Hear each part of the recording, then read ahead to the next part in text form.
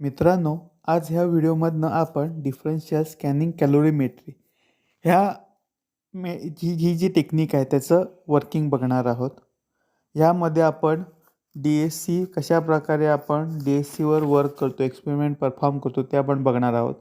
डी-एस-सीचं calibration कसं केलं जातं आणि डी-एस-सी मधनं मिळणारा जो डाटा आहे त्याचं ॲनालिसिस कसं केलं जातं हे आपण बघणार आहोत. सोबत आपण applications of DSC differential scanning कॅलोरीमेट्रीची ॲप्लिकेशन बघणार आहोत. आता डी-एस-सीचा जो एक्सपेरिमेंट परफॉर्म करतो, सुरुवातीला आपण काय करतो, we weigh an empty sample pan. जो सॅम्पल पॅन आहे, रिकामा सॅम्पल पॅन, त्याचं आधी आपण वजन घेतो. आता हे पॅन कशापासून तयार केलेलं असतं ते बघूया.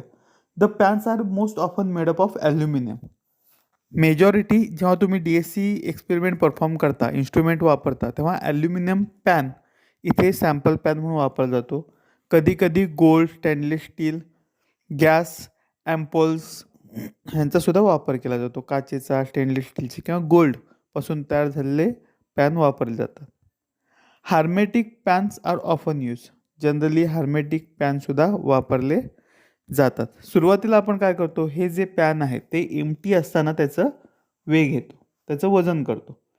त्यानंतर आपण a small portion of the sample is then transfer to the pan so as to provide a uniform layer at the bottom of the pan. आपण काय करतो, त्या पॅनमध्ये स्मॉल पोर्शन सॅम्पलचं आपण घेतो आणि ते आपण तिथे स्प्रेड करतो.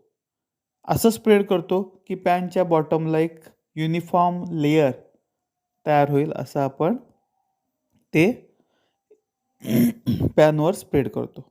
The pan is then hermetically sealed and then weigh again. मग तो पॅन आपण सील करतो आणि मग आपण त्याचं पुन्हा एकदा वजन घेतो. म्हणजे पहिल्यांदा एम्प्टी पॅनचं वजन घेतो, मग पॅन प्लस सॅम्पल ह्याचं आपण वजन घेतो.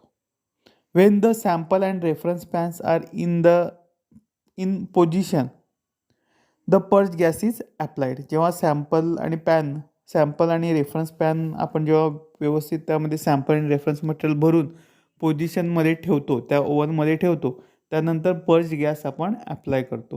हे पर्ज गॅस कशासाठी असतात, तर जे काही आतमध्ये रिॲक्शन होणार आहेत, जे काही गॅसेस इथनं बाहेर पडणार आहेत, ह्या पर्ज गॅसचा वापर का केला जातो, कारण इथे आपण हाय हिटिंग सॅम्पलला देणार आहोत, आपण सॅम्पल हीट करणार आहोत. त्यामुळे सॅम्पलचं ऑक्सिडेशन होऊ शकतं. एअरमध्ये जर ऑक्सिजन असेल त्या फर्नेसमध्ये, तर तिथे ऑक्सिडेशन होऊ शकतं सॅम्पलचं. ते ऑक्सिडेशन प्रिव्हेंट करण्यासाठी पर्ज गॅसचा इथे आपण वापर करतो. आपण सॅम्पल आणि रेफरन्स मटेरियल आहे हे ओव्हनमध्ये ठेवतो, मग पर्ज गॅस अप्लाय करतो. हेलियम किंवा नायट्रोजन गॅस जनरली वापरला जातो. त्यानंतर पर्ज गॅसने आपण sample rid of moisture and oxygen and aid transferring heat the pan. The purge gas help to rid the sample of moisture and oxygen and aids in transfer heat to the sample pan. म्हणजे oxidation process आहे ही. Sample externally oxidation त्याचं होऊ नये. External आपल्याला sample heat करायचं आहे. Heat होत असताना त्याची काही रिॲक्शन होणं अपेक्षित आहे, पण एक्सटर्नली जर सॅम्पल ऑक्सिजनच्या संपर्कात आला फर्नेसमधल्या, तर त्याचं ऑक्सिडेशन होऊ शकतं.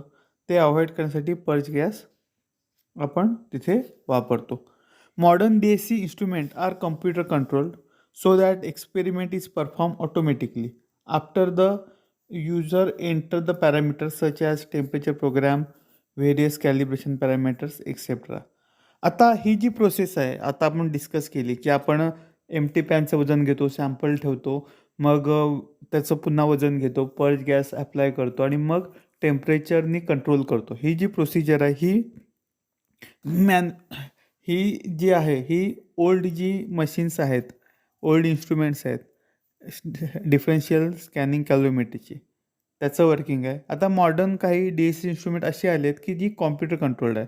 आपण तिथे ऑटो सॅम्पलरसुद्धा असतो. आपण सॅम्पल एका पॅनमध्ये ठेवायचं, तो पॅन त्या इन्स्ट्रुमेंटमध्ये इन्सर्ट करायचा, कॉम्प्युटरवरनं आपण काही इथे कॉम्प्युटरवरून आपण काही ऑर्डर द्यायच्या, आपण पॅरामीटर सेट करायचे, टेम्परेचर प्रोग्राम सेट करायचा, कॅलिब्रेशन पॅरामीटर सेट करायचे आणि एंटर केलं की ऑटोमॅटिक तुमच्या सॅम्पलचं ॲनालिसिस आपल्याला बघायला मिळतं. असं वर्किंग हे DSCचं आहे. आता DSCचं कॅलिब्रेशन कसं करतात? The DSC system is usually calibrated in several way. वेगवेगळ्या वेने आपण त्याचं कॅलिब्रेशन करतो. Baseline calibration is performed with no pan in place. आता बेसलाईन कॅलिब्रेशन ही एक मेथड आहे. त्यामध्ये आपण पॅन काढतो आणि विथाऊट पॅन आपण ते कॅलिब्रेशन करतो. The calibration measures the baseline slope and often over the temperature range of interest. मग आपण बेसलाईन स्लोप इथे मेजर करतो कॅलिब्रेशन करत असताना. वेगवेगळ्या टेम्परेचर रेंजमध्ये ज्या रेंजमध्ये आपलं काम करायचं आहे त्या रेंजमध्ये बेसलाईन स्लोप आपण इथे मेजर करतो. The computer system controlling the DSC stores the values and subtract baseline slope and offset from subsequent sample runs to minimise their effect.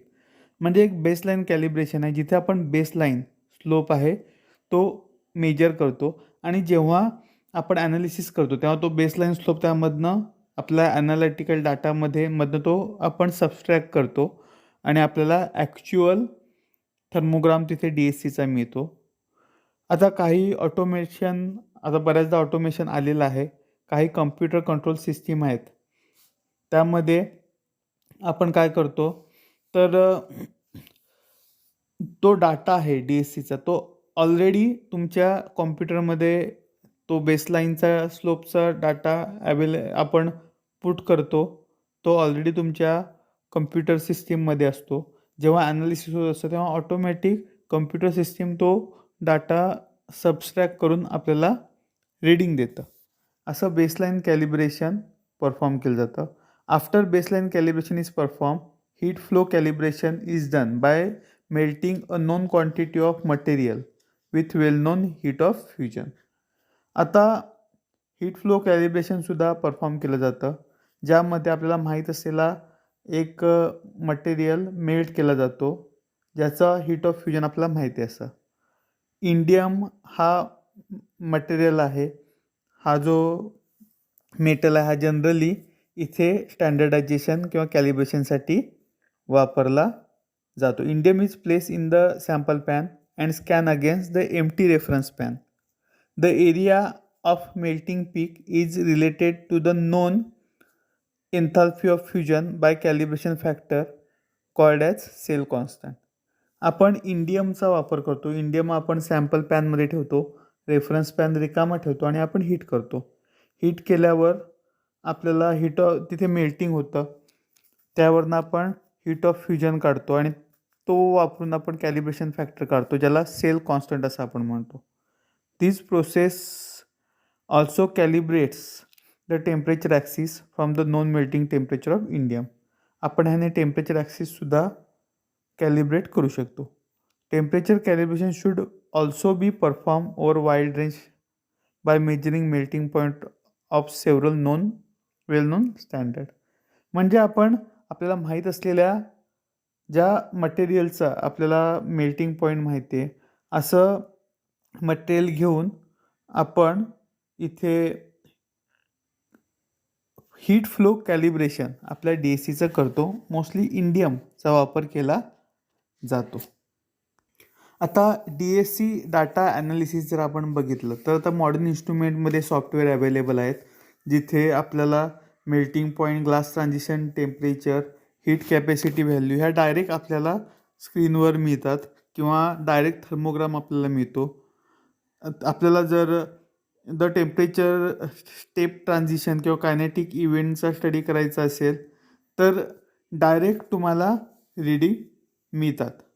आपल्याकडे डायरेक्ट सॉफ्टवेअर अवेलेबल आहे. हे झालं आपल्या DSCचं वर्किंग ज्यामध्ये आपण DSCचं ॲक्च्युअल एक्सपेरिमेंट कसा केला जातो, कॅलिब्रेशन कोणत्या प्रकारे केली जातात आणि डाटा ॲनालिसिस कसं केलं जातं हे आपण बघितलं. आता सिम्पल काही गोष्टी लक्षात ठेवायच्या झाल्या तर तुम्हाला मे बी ऑनलाईन एक्झाम असेल तर तिथे MCQs तुम्हाला असणार आहेत. त्यामुळे ह्याच्यात काही जे मेन पॉईंट आहेत मी ते हायलाईट केलेत. Indium is most often use standard in calibration of DAC. त्यानंतर baseline calibration perform with no pans in place. असे काही जे पॉईंट्स आहेत ते तुम्हाला, किंवा सेल कॉन्स्टंट, हे काही पॉईंट बघितले हे तुम्ही लक्षात घेतले पाहिजेत. कारण maximum exam he may be करोनामुळे ऑनलाईन होऊ शकते MCQ टाईप्समध्ये. त्यामुळे असे काही पॉईंट तुम्हाला हायलाईट करणं गरजेचं आहे. आता ह्यासाठी जर तुम्ही बघितलात तर स्कूग हा जो ऑथर आहे, स्कूग हॉलर क्राउंच यांचं इन्स्ट्रुमेंटल ॲनालिसिस किंवा प्रिन्सिपल ऑफ ॲनालिटिकल केमिस्ट्री ही जी बुक्स आहेत त्यातलं जर 5th एडिशन तुम्हाला मिळालं, अवेलेबल झालं, तर ते तुम्ही वापरा. ते जस्ट तुम्हाला टेक्स्टबुकसारखं तुम्ही ते वापरू शकता. कारण बराचसा पार्ट जर सिलेबसमध्ये बघितलात तर ह्या बुकमधनं सिलेबसमध्ये आपल्या घेतलेला आहे. आता ॲप्लिकेशन बघायला गेलो, DACची वेगवेगळी ॲप्लिकेशन्स आपल्याला बघायला मिळतात. क्वांटिटेटिव्ह ॲप्लिकेशन्स आहेत ज्यामध्ये हीट ऑफ फ्युजन आपण काढतो. The crystallization of crystalline material, extent of crystallization of crystalline material ह्याचा स्टडी आपण करतो. Glass transition temperature, melting point,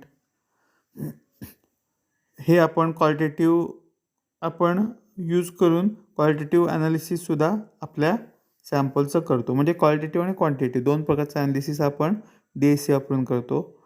heat of fusion, extent of crystallization हे क्वांटिटेटिव्ह ॲनालिसिसमध्ये आपण स्टडी करतो.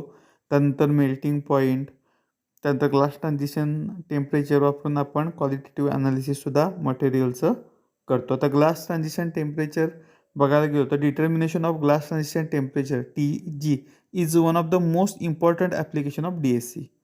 The physical property of polymer undergo dramatically change at glass transition temperature, where the material goes from glassy to rubbery state.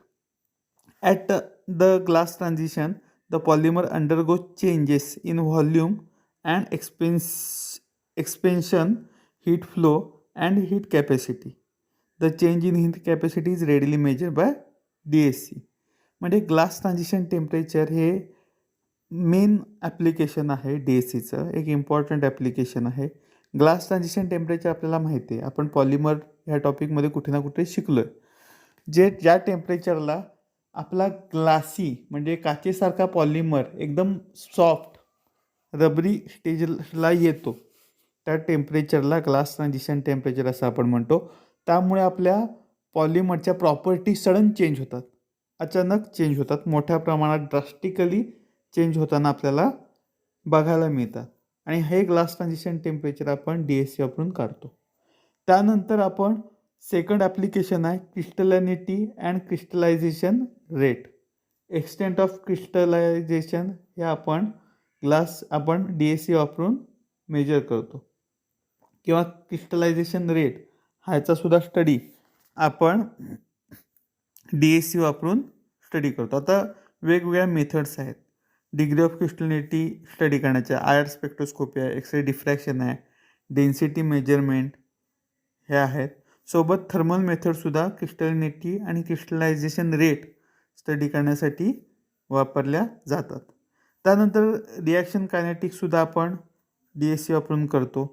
Exothermic reaction, endothermic reaction ह्यांचा study, त्यांचं reaction kinetics ह्याचा study आपण DAC वापरून करतो. हे झालं DACबद्दल. Last व्हिडिओमध्ये आपण DACचे इन्स्ट्रुमेंटेशन आणि वर्किंग प्रिन्सिपल आपण बघितलं होतं. ह्या टॉपिकमध्ये, ह्या व्हिडिओमध्ये आपण वर्किंग आणि ॲप्लिकेशन DACची डिस्कस केले. आता आपण इथे थांबूया. थँक्यू.